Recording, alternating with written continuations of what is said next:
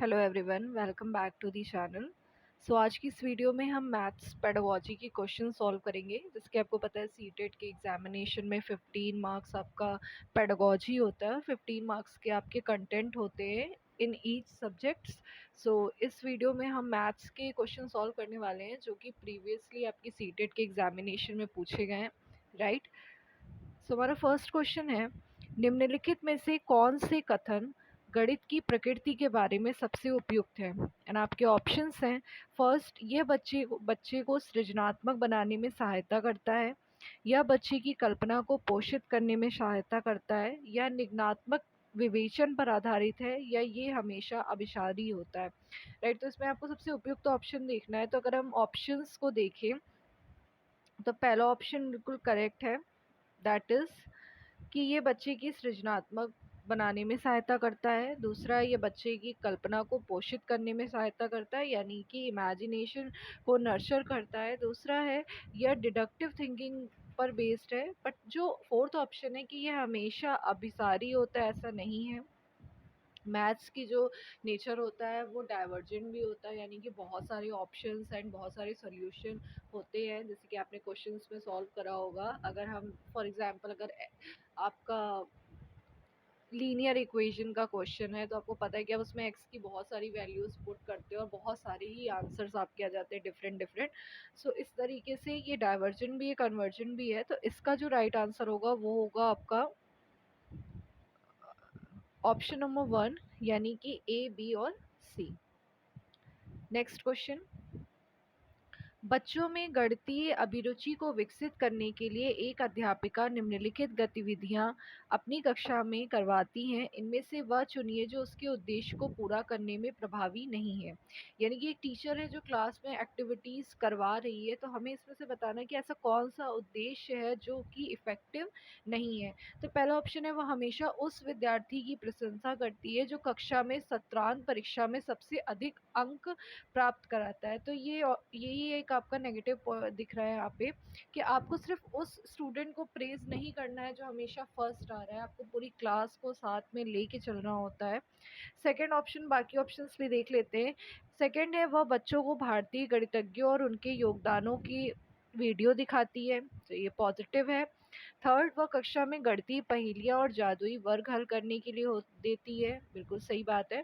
Fourth है, उन्होंने अपनी कक्षा में एक गणितीय कोना बनाया है जहाँ पर विद्यार्थी विभिन्न गणितीय गतिविधियाँ कर सकते हैं, राइट। तो इसमें से वो ऑप्शन पूछा गया था जो सबसे प्रभावी नहीं है, तो पहला ऑप्शन है वो इस ऑप्शंस के अकॉर्डिंग प्रभावी नहीं है।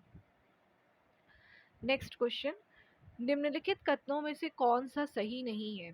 पहला, विद्यार्थियों की त्रुटियां उनके सोचने की प्रक्रिया के बारे में जानकारी देती हैं। गणित में त्रुटियां अधिगम का हिस्सा होती हैं। गणित में त्रुटियां शिक्षकों को उनके पाठ की योजना बनाने में मदद करती है।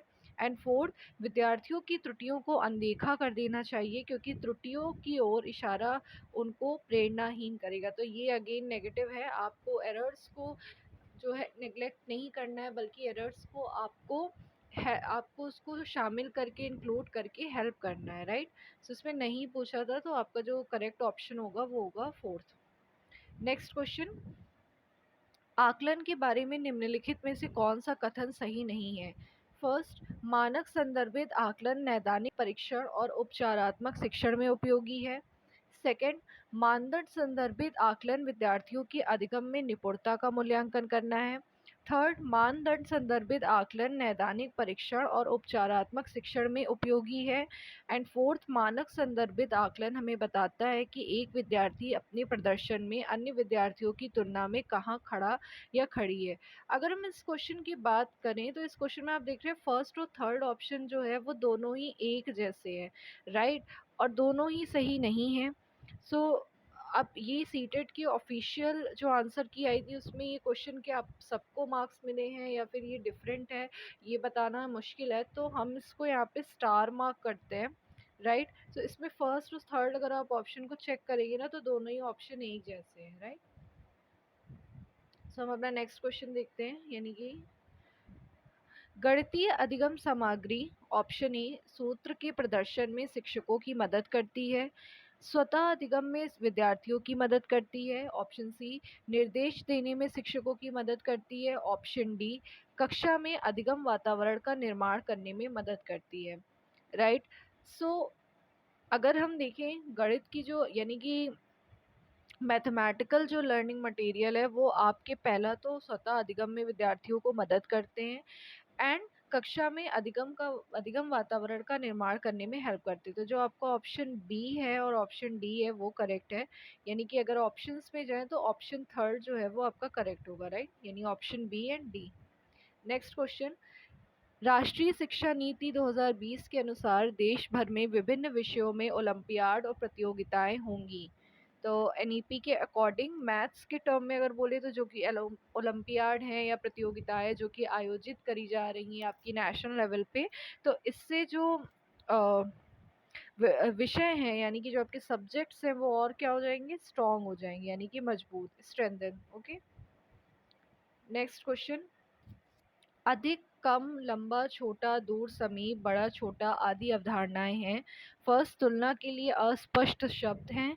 दूसरा, विलोम शब्द है जो गणित सीखने के लिए आवश्यक नहीं है। तीसरा, सीधे शब्दों में अंग्रेजी भाषा विशेषण है। एंड चौथा, महत्वपूर्ण पूर्व संख्या अवधारणाएं। तो अगर आपने छोटे बच्चों की बुक्स देखी होंगी क्लास फर्स्ट या सेकंड की, तो उन्हें सबसे पहले प्री नंबर कॉन्सेप्ट पढ़ाने के लिए इस तरीके के टर्म पढ़ाए जाते हैं, यानी कि long and short, more and less, far and near, big and small.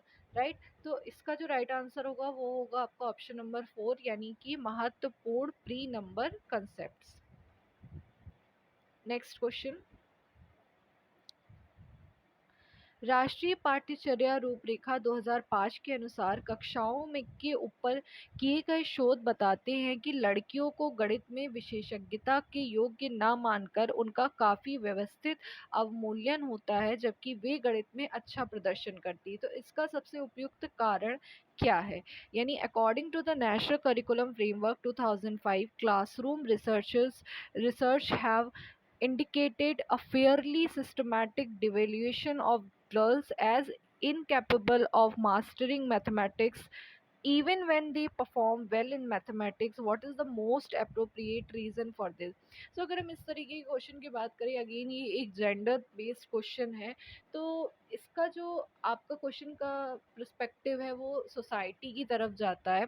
यानी कि अगर हम ऑप्शंस को चेक करें इसमें, तो पहला ऑप्शन आपको दिया है गणित में लड़कियों के खराब प्रदर्शन उनके गणित के प्रति प्रचलित भय का कारण होते, तो ऐसा नहीं है।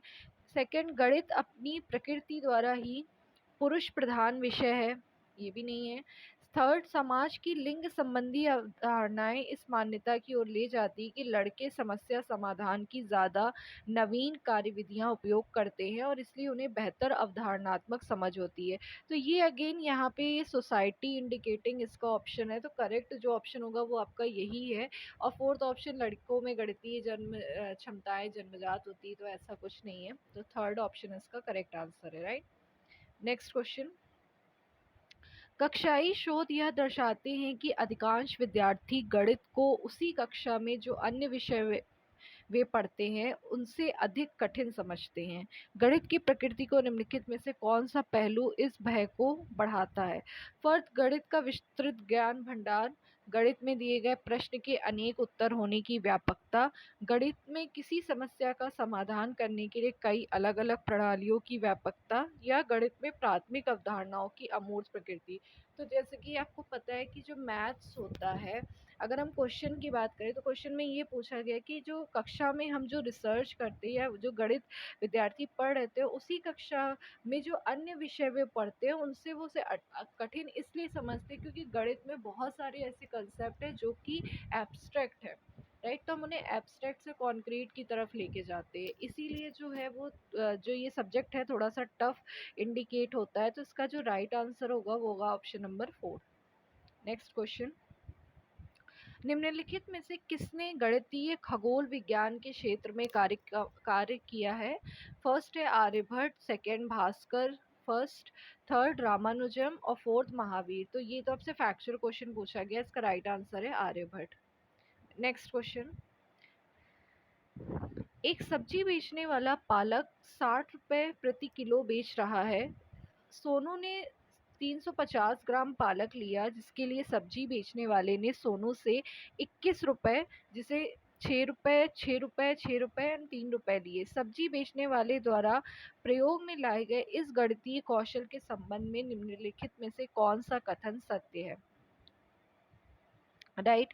सो अगर हम इसे देखें, सो इसमें देखिए जैसे 60 रुपए प्रति किलो, तो बाद में उसने क्या किया, 100 100 ग्राम करके बांट दिया। 100 ग्राम है 60 किलो के हिसाब से 6, फिर 6, फिर 6, इस तरीके से उसने बांट दिया। तो अगर हम इस ऑप्शन देखिए, देखिए यहाँ पे दिया है, पहला यह गणितीय गणितीय कौशल अस्पष्ट है। दूसरा है, यह कौशल कक्षा में गणितीय प्रश्नों को हल करने के लिए लाभदायक नहीं है।